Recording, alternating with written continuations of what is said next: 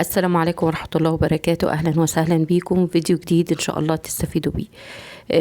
التوفير والتدبير يعني في المرحلة اللي احنا فيها، والغلا المستمر يعني كل يوم الأسعار بتزيد، وكل يوم يعني بنروح نشتري الحاجة لاقيها اتغير سعرها وزادت.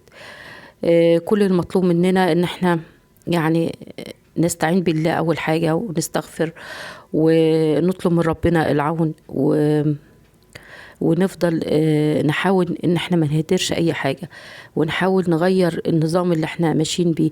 بلاش حكاية الفرخة تتقسم على 4 والفرخة تتقسم على 8 والكلام ده كله. نحاول نخلي الفرخة زي ما بيقولوا إذا كان تضاعف سعر الفراخ يبقى النص فرخة تقضي مكان الفرخة. لو كانت تضاعف سعر اللحمة يبقى النص كيلو يقضي مكان الكيلو.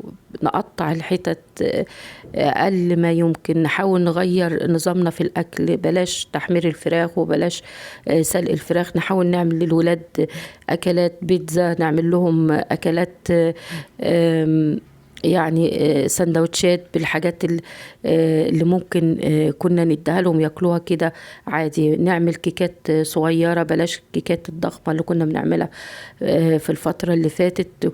وأيوة الكيكات رفاهية، بس هي في نفس الوقت مليانة قيمة غذائية، بدل ما الولاد يشتروا شيبسي وبسكوتات من بره ما فيهاش أي قيمة غذائية، ويا دوبة سكريات وحاجات مصنوعة من زيوت ما نعرفش مصدرها.